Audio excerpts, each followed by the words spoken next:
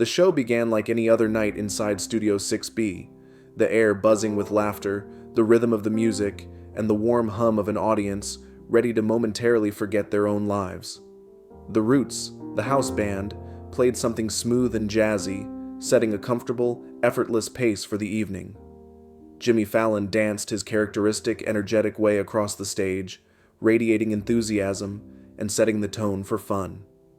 Beside him, the guest, Ryan Gosling, walked on and settled with that distinct, quiet half-smile that always seems to convey much more than words ever could. He was primarily there to promote his newest film. The conversation was planned for light talk, gentle jokes about the chaos of parenting, and a few controlled, safe stories from the movie set. It was meant to be easy, familiar, and professionally executed, a routine Gosling had mastered over decades in the public eye. But from the very moment he sat down in the guest chair, something in the crowd immediately diverted and held his keen attention. A woman, maybe in her mid-30s, sat composedly near the middle of the fifth audience row. She wasn't holding a modern phone to record the moment like nearly everyone else around her. Instead, she was holding something much heavier and undeniably out of place. A small, dark wooden radio rested in her lap.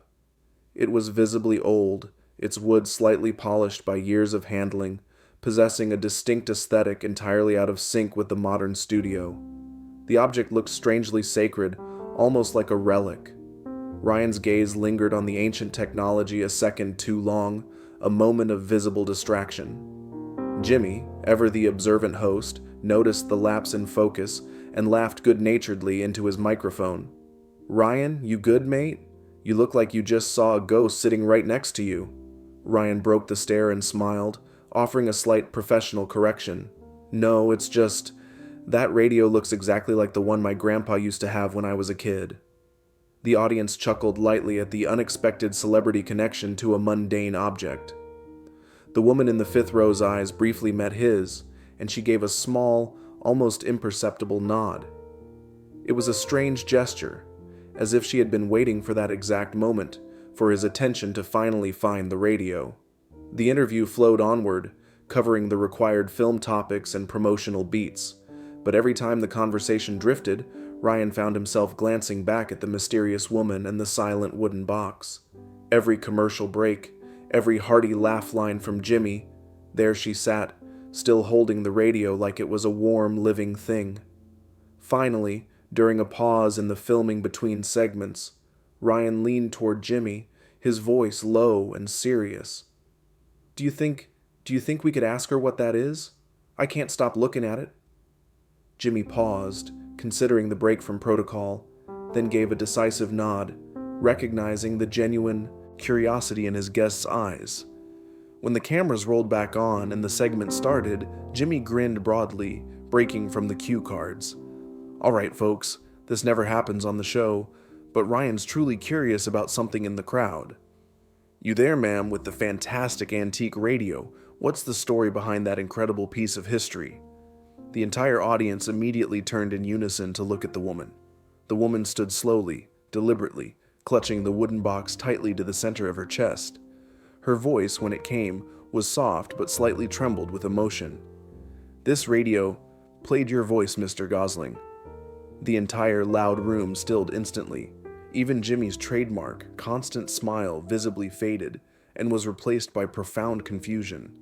Ryan blinked, leaning forward intensely. "My voice? When did it play my voice?"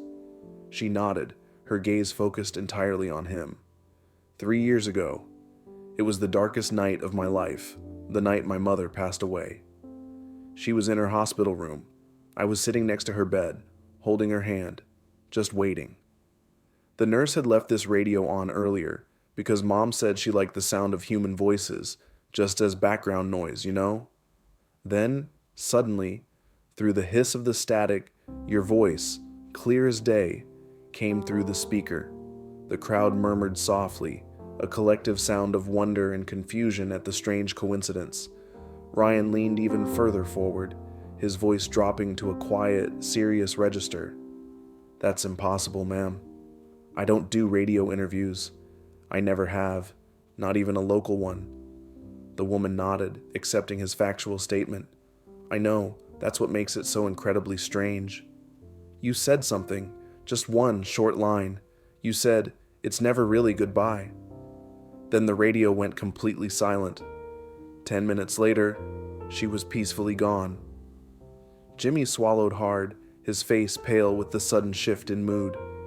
The audience remained absolutely motionless. Cameras zoomed in slowly, catching every small blink, every shallow breath, every nuanced expression on Ryan's face. Ryan's hands folded tightly together on his knee, his posture rigid. Did you ever find out where that recording came from?" She shook her head, the movement slow and heavy. "I tried everything. I looked through old radio broadcasts, every movie clip, every obscure interview you ever gave. But nothing I found matched that exact phrase spoken in that specific way. Then last month, the radio turned on again, by itself. It played that same single line. So I thought, maybe it wanted to come back to you, the person whose voice it borrowed." She held the dark, worn radio up slightly, the wooden surface gleaming faintly under the intense stage lights. Ryan stood slowly, rising from his seat with a clear, sudden intention. "Can I please see it up close?" Security glanced toward Jimmy for instruction. He gave an immediate, firm nod. The woman carefully walked down the steps toward the stage, her movements slow, and gently handed the heavy object to Ryan. Up close, he saw it was even older than he'd initially thought, a classic 1950s model with heavy, distinct knobs. A faint, visible crack ran along the side of the polished wood casing. He placed it delicately on the edge of Jimmy's large desk. This thing truly shouldn't even power on anymore," he said softly, almost to himself. Jimmy, his voice just above a whisper, replied, "Maybe that's precisely why it does, Ryan." A nervous, confused laugh briefly rippled through a small section of the audience, then quickly faded into silence again. Ryan looked back at the woman, his expression deeply empathetic. "What was your mother's name, ma'am?" "Lillian," she said, her voice now steady with dignity. "She was a very talented music teacher. She always used to tell me that voices never truly disappear. They just patiently wait for the right moment to be heard again." Ryan smiled faintly, finding profound meaning in the sentiment. "That is a truly beautiful sentiment." He then slowly reached out and turned the heavy volume knob on the old radio. The speaker immediately hissed loudly, static filling the massive studio. A sharp, pervasive white noise, like the sound of ocean waves in another room. Everyone held their breath, completely paralyzed by the anticipation. The dial's small orange needle moved slightly, trembling nervously between two empty stations. Then, piercing distinctly through the thick static, a sound, a low, quiet hum, almost a resonance. Then, clearly, a voice, soft, unmistakably broken by emotion, yet clearly and perfectly his. "It's never really goodbye." The entire audience gasped loudly, a huge collective exhalation of shock and disbelief. Ryan's hand froze instantly on the knob. Jimmy's mouth fell open, his shock absolute and plain to see. The voice repeated the single line, slower this time, more resonant, before fading completely back into the thick silence. No one spoke.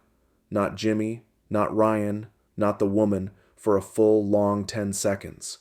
The only discernible sound in the studio was the faint electric buzz of the overhead stage lights.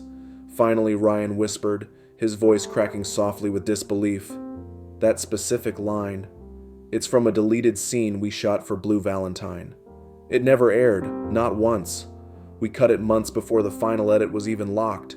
How could it possibly—" The woman's eyes filled instantly with profound, pure tears. She loved that movie so much. Maybe she managed to hear it anyway. Ryan looked down at the silent radio, then out toward the vast audience. "Or maybe," he said, his voice barely audible, "she simply needed to hear it one last time." Jimmy visibly wiped his face with a quick hand, profoundly moved by the mysterious, shared moment. I truly don't even know what I should say." Ryan exhaled slowly, a soft sound that was almost a laugh, but carried no joy. You don't need to say anything. He turned back to the woman, his face kind and deeply grateful. Do you want to sit and join us for a moment? She nodded, unable to speak further. A crew member instantly brought her a chair near the couch. The small, silent, impossibly powerful radio sat between them on the desk, the center of the entire studio. Ryan reached out and lightly brushed his fingers across the worn, cool wood. You know, he said to the camera, his voice carrying the wisdom of the moment, people always assume acting is just pretending. But sometimes it's much more than that. It's about deeply remembering. Maybe that's the true meaning of this. A reminder that words never truly die once someone desperately needs to hear them. The woman smiled through her tears, finding comfort in his explanation. Lillian would have loved hearing you say that exact thing. The studio was filled with a profound silence, the rare kind of silence that isn't empty, but is completely full of shared, complex emotion. Even the Roots remained quiet, their instruments resting in respect. The massive city skyline behind the windows looked suddenly unreal, frozen and quiet in the glow of the stage lights. Ryan looked down at the radio one final time. Lillian, he whispered softly, his message for the woman who wasn't there. If you can hear me right now, thank you for keeping the station open. He turned the heavy knob once more, a deliberate action. The static instantly returned, then faintly, something else emerged. A soft, lingering melody. Just 3 distinct piano notes, like a quiet lullaby drifting through vast space and time. Jimmy did not cue a commercial break. No outro music played to save the moment. The camera zoomed in slowly as Ryan leaned his famous face closer to the speaker. His eyes glistened profoundly, listening intently for something only he, and perhaps the woman beside him, could truly hear. And maybe, just maybe, he allowed a brief, genuine smile to appear.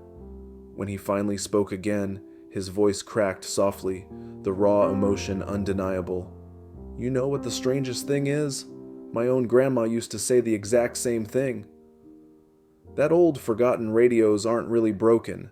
They're just memories patiently waiting for company.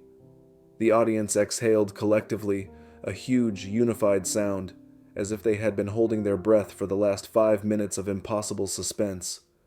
Jimmy stood, placing his hand reverently over his heart. I think tonight, Ryan, we all just heard something we truly weren't supposed to forget. Ryan nodded slowly, his expression serious. Yeah, maybe that's the entire point of the story. He turned the volume knob to the off position. The light on the dial instantly faded. The studio was left only with silence and that faint, lingering scent of old wood and burnt electricity. The crowd didn't cheer for the end of the segment. They just stood, quietly, profoundly, reverently. Many wiped their eyes, moved by the sudden, intense intrusion of the sacred into the routine. Ryan looked out at the now standing audience, his eyes kind. Good night, Lillian. The studio light slowly dimmed to a soft, respectful gold. The screen faded to a quiet, lingering black. The episode became instantly legendary, widely shared online, and remembered not for the movie promotion, but for the impossible moment. Ryan Gosling kept the old radio. He later told Jimmy he couldn't bring himself to leave it behind. He keeps it in his office, and sometimes, he says, he hears faint, deep static, like a frequency waiting for connection. He became obsessed with the idea of a phantom frequency, a place where words and love that were urgently needed could find a way to travel beyond logic. Lillian's daughter found unexpected closure that night, a final, concrete confirmation that her mother had heard what she needed to hear. She realized that love is not limited by hospital walls or by the rules of broadcasting.